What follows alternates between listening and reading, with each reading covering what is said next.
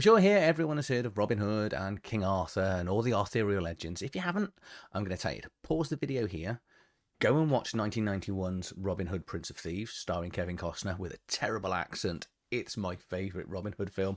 Please don't shoot me for this. Also, 1981's Excalibur, which is an amazingly fun. Actually, you're going to need to be an adult to watch that because it's a little bit saucy if you're going to watch it, but it's a great Arthurian legend film. Now you're back and hopefully you've enjoyed them, or you've already knew what they were so you didn't skip off. Probably should have said as well, this is written by William from Runeforge, who is an incredibly good YouTuber. So he's the same as me. Basically, we talk about news, reviews, and he also, like me, covers an awful lot of ShadowDark projects. So, and he's created, I think this might be his second or third project. I don't know. I don't always. Well, I never really look up people as I'm doing stuff because I kind of want to just take it on face value for what's included, if that makes sense.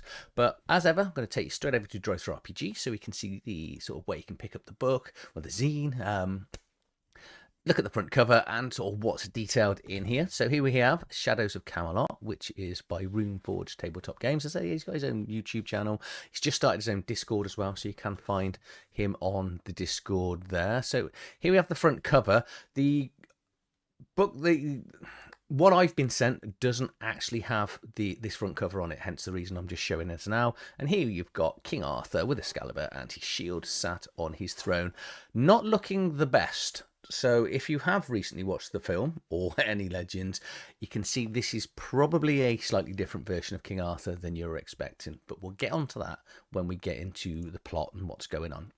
So it's a 84-page zine. I did actually have a copy of this. William sent a copy over to me. Hasn't asked me to review it. I haven't been paid or anything along those lines. But I spoke to him as he was developing, and we were like looking at things going backwards and forwards. So I'm more than happy to discuss this because I love it. It's Robin Hood.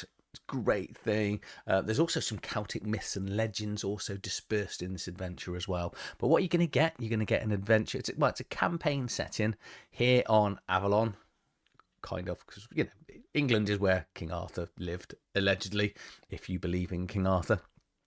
But this is going to be a level 1 to 10 campaign setting. It's also got a first level adventure. It has got a ton of original creatures as well as some other creatures taken from the ShadowDark rulebook, and they're all put into one place as well. So you don't need, obviously you're going to need ShadowDark rulebook, but what you're not going to do is be flicking in between the two. There's some incredible good art in here, loads of magic items, hex crawl maps. And also, when you purchase this, you are going to get a variety of different maps, included player-facing and games masters, as well as the hex crawl map as well. But yeah, so you say also it's 38 pieces of art, and here's a little bit of a detail as well as the hex crawl map. But I just want to kind of rush over and get into the adventure because it is brilliant. If you are going to pick up this copy, I didn't actually pay for my copy, but please do consider using my affiliate link. It is currently on sale, so it's $7.34. Print on demand is coming at some stage, but these things tend to take a month to 2 months just because you need to get them printed and aligned to make sure they're accurate before it comes out. So obviously, if you're going to wait for print on demand, absolutely fantastic. Obviously, the price will be slightly more for print on demand, but it is currently on sale now, as you can see. So I think it's about $10 US dollars it comes in. I always need to specify US because I keep forgetting other countries have dollars too. So sorry, Canada, and any other country that has dollars. I need to stop rambling. I need to get into this because it's absolutely amazing. Right, let's just jump over to the copy I've got. So here we have Shadows of Camelot by William Harshman of Runeforged. He wrote, designed, did the dungeon map himself. He's got some additional artists and playtesters in here. Then, more importantly, and this isn't the reason for doing it, but we've got a special thanks for probably the most interesting YouTuber in the world, which is not me, but I'm up here. We've got Bill from Crawl Club, as well as Kieran from Fox Off RPG, so two of my good friends as well. It's nice that just seeing all four of us that we get on really well actually in one place on the internet. And then we've got a variety of artists and stuff that are in down there. Actually, inspiration, he does say go and watch Excalibur, great film. Indiana Jones Last Crusade, actually that's good. Merlin, Robin Hood Prince of Thieves, and The Green Knight. If you haven't actually watched The Green Knight, that's I wasn't sure I was going to like it, but I did really enjoy it because it does pulls on a lot more than just Arthurian and Robin Hood, which we'll get into now. Contents page, all hyperlinked. Always good to have hyperlinked, but we'll take you through the introduction, the setting overview. We'll then get a map of Albion as well. I think I called it Avalon earlier because you'll see as we go on. The Southland encounters, Wilderness encounters, the Feywood. So there's 3 distinct areas within the hex crawl. Then we've got some points of interest, the carousing and charity, which is a Williams take on just updating carousing specifically to this campaign setting. Friends and foes, which is your bestiary, trinkets and treasures, magical items, great magical items, and some really good cursed items coming up as well. Then you've got this first level adventure to just get going, and then the brief history of Albion. What I like is the fact that as the games, I probably should say, if you're going to run this and you're a games master, stick around. If you're a player and you want your games master to run it, send them here to watch it. If you just are a player and you're never going to run a game thing, you got to go away. You're done now. You can't watch anymore. So everyone else here, games master or player that wants to be a games master. Okay. And what I really like about what William's done with this is the fact that we've got obviously the brief introduction, which I'll come out, and then the overall setting. And then all the history dump, I use dump in a nice way, is right at the back of the books. And you don't really need it to get going. It just means that you can start the adventure and then find out more of the history as you go along. It's going to come out in gameplay because of the way the book or zine is written. But if you want to go and get it, I think it's only 1 or 2 pages anyway, so it's not a huge amount. But so going through the introduction, we're just going through Shadows of Camelot. It's a 1st to 10th level adventure. It's got the legends of Arthur and Robin Hood, and it's basically a sandbox adventure. There are some hints and tips on how to run it, which I'll come on to. So let's just start with a brief overall setting of Camelot here. So obviously you've got King Arthur, which is the main protagonist. But this is set about 100 years after he's already died. But long story short, he has become an undead creature. And he basically stays in Camelot now, which is a ruined city. Also going on in the world is Richard, the Lionheart, I assume he's meant to be, is away fighting the crusade. So his brother, the pretty useless Prince John, who does become one of our worst ever kings in this country, King John, who was absolutely terrible king, but he's running his castle. Then you've got a rebellion going on for Robert the Green, also known as Robin Hood. You can see where we're going.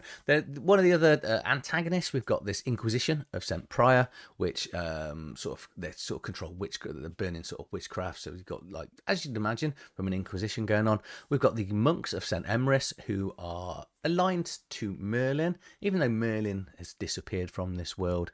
And the ongoing thing that Morgana, Le Fay, and the players will be hunting for to fix all the issues that are going on is the Divine Chalice, which technically is the Holy Grail. That is your plot. So the map here is it's really well laid out, actually. I like what he's done here because the players are going to start in Noxley Village. See what he's done there? And then we've got Noxley Castle just over to the left. But you've got Southlands, the Winterlands, and then the Fey Wood. Variety of locations that should be very familiar to anyone. You know, the Sword Stone, we've got the Warden's Tower, the Wailing Tower, and then we're going to go through to the Isle of Avalon and the Green Barrow and stuff like that. So some of this will be familiar, some of it won't be.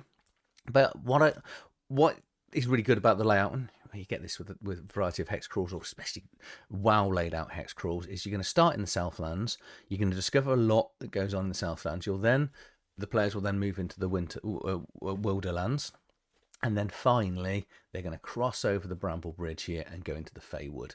And then at the end, hopefully, if they've clicked everything together, they're going to come back to Camelot, and everything will be rosy. That's it. That's your 1st to 10th level adventure. What William does here is actually sets out a 3 acts, because this is how he ran it, I believe, with his players, which are the playtesters listed at the front. And it basically talks about, going to Noxley Village. You can then do the 1st level adventure that's at the back, which includes, it's got both player facing and games master maps as well. And the players basically will be going out to hunt for Robin Hood. because he's the bad guy. You're going to have it. Because I'd imagine most people will be aware of who or what Robin Hood was.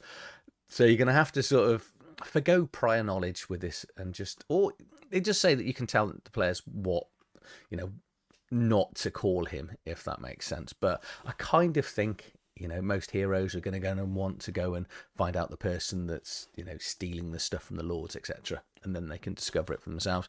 But eventually you're going to do a variety of things in Southlands, discover what's going on through some of the locations in here, then go on to the Northlands, and then and then all the way back. They'll come back to Camelot with the Divine Chalice and hopefully fix the curse that's going on. Okay, but it's sandbox. You can do it however you want. I quite like the sandbox idea, so I tend to just let the players go wherever they want. The one thing it does say is, because Camelot is incredibly dangerous, and if we go back to the map here, Camelot is pretty much in the starting, foreshadow that very, very seriously, that your players probably should not be going there, especially at early levels of the adventure. We then get to go over, and we've got 4 different encounter tables for the Southlands, the Wilderlands, the Feywood, and the Mists of Camelot. All of these will include the pages where they are, and again, hyperlinked. So if we're going to have the Direboars here in the Feywood, we can click there, and it's going to take us to the Direboars here, right there. And then just go back. Sorry about the motion sickness.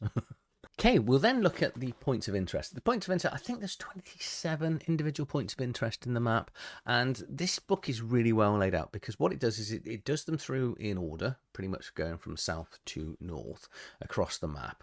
But also, there's a lot of detail and information in here. I kind of don't want to spoil each of the locations, but we're just going to use Noxley Village to start with. So we talk about a small seaside village occupied by loyal soldiers to the sheriff.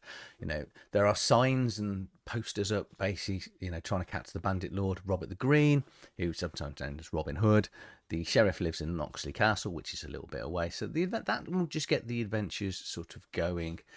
They'll then go and discover the ruined chapel, which is where he is, which is the first level adventure in the book. And this just details some of the people that they may meet or may not meet as going on. Again, I don't want to sort of spoil the adventure, but each of these locations is going to have this. So, for example, we've got the Abbey over here, which is for the monks of St. Emery, which are the people that are loyal to Merlin. Just looking at the castle quickly, so this is at the Sheriff's Castle, where Prince John is living. Lady Marion is there being kidnapped currently, along with her father, Lord Walter. So each of these locations are going to have different things going on and different interactions the players can have. So, for example, the Wailing Tower. Why is it called the Wailing Tower? Well, Lady Guinevere is there. Well, she is, her ghost form is there. So, and then we've got things like the Sword and the Stone going on there, different villages, different castles, and stuff like that. So I don't kind of want to spoil this. As a games master, I've really enjoyed reading through this and going through this, but it fully details each of the NPCs which are in the areas. So here we've got the Fomorian ruins here with the vicious Balor, which is obviously a big homage to Fomorian, which is Celtic myths and legends here. A misty cairn, and then finally we've got the ruins of Camelot here. That's the only one with 2 pages. But so each of these will then detail what's going on, how they interact with them. There are a few very early locations that are quite key that the players are going to want to, because one of the big things you need to discover is about the chalice quite early on. But if they're not always going to the right locations, what William's done is he's converted the carousing and charity rules in here. So you can either use the carousing rules from ShadowDark, or I'd go with these, because as you get the larger successes, what it's going to do is foreshadow things going on. So, for example, if you get the maximum one, you're going to get a vision of the Divine Chalice. And then you've got other things like you get visions from Merlin, telling them where to go, what to do. And it's all done in a sort of really foreshadowing way. I've said foreshadowing too many times this video, so I'll try not to do that again. Friends and foes, say this is Beast Street, and there seems to be a lot in here. So some of these, well, I would say most of them are original. I'm going to skip through because there are a few things in here, like we just saw the Black Knight there. Then there's a little bit of cool bits about the Black Knight, which I think, again, you should go and find out for yourself as you're reading through this. Green Knight's got a fair chunk of text, but good news is most of it is, well, about half of it is this challenge thing that the Green Knight do. So if you've watched the film or if you've read anything about the Green Knight, he is going to offer the players a certain challenge to do things to get information back. And so we've then got Sir Gawain, who has got his head missing, and his head is somewhere else, which you'll go and find out. King Arthur, I'm just going to spoil King Arthur a little bit because he is an undead being. He is level 19 and it's going to be an incredibly tough battle for the players. And he has got Excalibur, so he has got his legendary sword with him that is now cursed, which we'll look at in a second. But if you think it's going to be hard enough fighting a level 19 character, let's go to the next page over here. And we've got his mount here, this undead fire dragon, which is called. So I'm sure there was an Arthurian dragon. That's what I've got in my head somewhere, but I don't know. Then we've got King Richard, who is away at the Crusades, so maybe he comes back. He's got stats, so we can kill him. Just don't kill King Richard. Then we've got the Merry Men in here. Alan Dale, Friar Tuck, Little John, Lord Robert, Robin Hood, Much, the Miller's Son, Nazim, and then Will Scarlet. So the full range of people are here. Then we've got Morgana Le Fay, which again going to go on Mordred, who's her dead son, and a variety of things. We've got the Questing Beast as well in here, some Royal Guards, some Shadows, the Deputy, the Sheriff's Advisor, the Sheriff of Noxley, and then the Silver Knight, which hopefully they will find her quite early on. Variety of soldiers, some monks in here, and then a load of Inquisitors, the Thorn Maiden, unicorns, white wolves, dire wolves. I'd say there's a lot, but everything that you need is in that section. So if it's from an original ShadowDark creature, absolutely fine. Williams included in that section. Okay, trinkets and treasures are all of the magic items, and variety of them will have things like corrupted in brackets underneath, which basically means they're going to have some sort of curse that's going to run alongside it. And if you're a fan of the channel, you'll be fully aware that I do love curse items. I'm going to pick out Excalibur here. So it's the mythical blade of King Arthur, which was the one in the stone. So it's a +3 bastard sword. It can do healing. Benefit once a day. Non-allied creatures see Excalibur. DC con or become blind. So you can blind people once a day. But the curse. Each use of this item, once per day ability, is going to shift the alignment towards chaotic. So it's slowly going to corrupt you.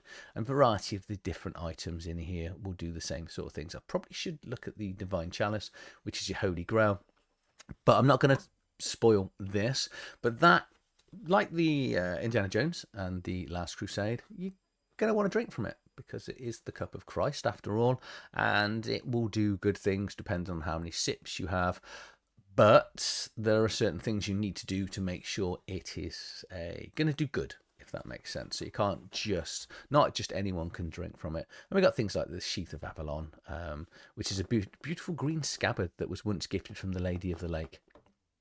And then the Wild Spear, and there is also in that, I must have missed it, Merlin's staff is in there as well. And then finally we've got the Tomb of the Headless Knight, which is an introductory adventure for 4 to 6 5th level characters. Okay, I don't really want to spoil this, but I'll sort of just give you the hook, and no, I'm not going to do the background either, but basically the hook is the players will be in the starting village, which is Noxley Village. They will see all the wanted signs and the reward the sheriff is offering, which is going to be vast, to go and capture this man called Robert the Green, or Robin Hood, depending on how you tell the players how it's going to be called. They will then go off into the forest, because that's where the hints and tips are for capturing them. And then they'll eventually discover the tomb. And for reasons in the background here, the tomb has already been disturbed, and the people that went into the tomb now are undead. And then you're just going to have a big undead encounter across 6 different rooms with the players that should have an absolute scream and a laugh, because we all like fighting undead, in crypts.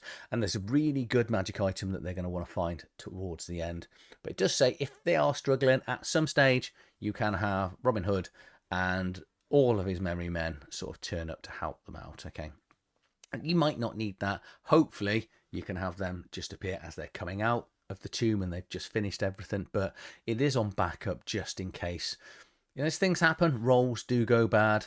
And again, all the stats that you're going to need here. So we've got a giant spider, the risen monk, and much the miller's son here, and a sort of shadow. And the magic item is in here as well. So all of this is actually earlier on in the book, but it's quite nice. And then finally, the book will just what happens next, which just leads them in from the first level adventure to where the players can go and who they're going to interact with. Finally, we get a brief history of Albion right at the back, which is the last 4 pages. I think I said 2, so I apologise for that. But this would do tell what went on a millennia ago, over a century ago, which is down to the downfall of King Arthur. And then finally, you've got a 3-section paragraph here, which is just going to detail the aftermath of what happens with the rest of the world once you finish the adventure. I'm trying to not say what actually ends the adventure there. So one of my final thoughts. Do you know what? I was thinking this when I was reading it through, and it's almost as if he was, when William wrote this, he was watching Indiana Jones and the Last Crusade, and he went, how can I shoehorn all of this in with Robin Hood? That's just how it feels. Because I'm not saying it's shoehorned in that way, because you don't need the Arthurian legends to have the really good adventures and the encounters that go on with Robin Hood and everything that goes on in the world. But what it does is it makes it absolutely brilliant, because you've got all the Arthurian legends and you've got the nice twist that the players will discover as time goes on, that, you know, Arthur is still alive. And how they're going to defeat him is... Actually, there are 3 different ways in the book on how they can sort of defeat, technically looking to put him to rest, on how they do it. And obviously you've got Morgana Le Fay. She's going to be really driving the adventure, and all of her spies that are around that are also going to help you as a games master to make sure the players sort of stay on track. Because one of the issues that I foresee with this is, because it is sandbox, yes, it gives you an idea of what to do. The players could get lost quite easily or not go to there are 2 or 3 really key locations and some high carousing checks that would be really needed to just help the players sort of move on. But I think if you use the spies well enough, which it seems to sort of imply where you're doing, and give the players the information, you should be able to keep them on track quite easily. The hex crawl map is brilliant. I love the way it's laid out. It's nice and simple, and so there's enough sort of spaces in between everywhere you're going to travel, but there's a lot of key locations. And because the way the bridges are done to get across to the different sections, it should hopefully slow the players down to say, you're going to have to tell people very early on to stay away from Camelot, because they're going to die. So one of the downsides, I say downsides in a not in a horrible way, is, and this is because I'm guessing cost, time, whatever it may be, is there are certain castles and locations that the players are going to go to, and as a games master, you're going to have to create those locations on the fly. You're going to need to, you know, ShadowDark does cover it pretty well. You know, you've got Chubby Funster's Games Master's Guide, which also is going to help you do this. But what I want William's vision of the individual locations. So I'm hoping this book does really well. So he will then go and create maps of the actual locations, you know, of Camelot, and try not to sort of spoil some of the locations, you know, like the Wailing Tower and things like that. And yeah, you can, there's plenty of maps you can find, VTTs and stuff you can download, and it would have cost so much more, and it wouldn't have been ready anywhere near as quick. So I get why William hasn't actually included it, but I kind of want to see this as a big fleshed out adventure with all the locations. You know, I think, let's take for argument's sake, like the Dungeons of Drakkenheim adventure, which I've talked about on this channel before, which is, you know, it's a big expensive book, but all the locations are actually in there for the players, and I kind of want William to then go and expand on all this just to sort of see what goes on. But the way he uses the myths and legends are absolutely brilliant. I'm trying not to spoil it, but someone in the very first cave, tomb, I should say, that one of the knights he's left the tomb now when the players get there, because he wants his head back. So he's wandering around the world trying to find who's got his head. And that is going to be an ongoing thing that's going to be, you've got other myths and legends and Celtic stuff that's going on. There's lots of, if you're into Arthurian legends and Robin Hood, there's lots of, I think it's Easter eggs they kind of call these sort of things, which is really nice. And I really appreciate the amount of work that's put into this. Annoyingly, this is another one of those adventures that I've been sent and I've read and I want to get and play, and I have a full-time job and not enough groups to get these things done. This is absolutely brilliant adventure. So if you don't know what King Arthur is, you don't know what Robin Hood is, I can't believe you're even sat and you've got to the end of this video. So if you're a fan of either of those and Shadow Dark and fantasy, then go and buy this. But more important, William spends an awful lot of time reading other creators' stuff, promotes other companies, talks about stuff. He's incredibly enthusiastic. His knowledge for the game and Shadowrun is amazing. This is an absolute essential, I think, piece of work that people should have in their collection. Love it. Thank you for sharing it with me. I will let you know how I get on once I manage to get this actually to the table and ran at some stage. Obviously the downside is a lot of people that want to play games with me watch my channel as well, so hopefully they sodded off and didn't actually watch a lot of the spoilers. I really appreciate the amount of work that's gone into this from a myths and legends point of view, but even the artwork is amazing. It's just a thoroughly good book. So just sad that there isn't a couple of the key locations included in here. It's work I can happily do myself, but absolutely amazing. Keep up the great work, William, both on your YouTube channel and your creating. And for everyone else, if you are going to pick this up, when you do pick this up, please do consider using my affiliate link, because as much as I didn't pay for this one, I pay for an awful lot of things to help other creators out and bring more reviews to the channel. So, and if you are using my affiliate link, thank you so much for using it. As ever, I'm going to end this now with, if you've enjoyed this video, please like, share, subscribe to the channel. Come and find me on a variety of social medias, X, Twitter, Blue Sky, Facebook and TikTok, and I'll see you on the next one. Thank you for watching.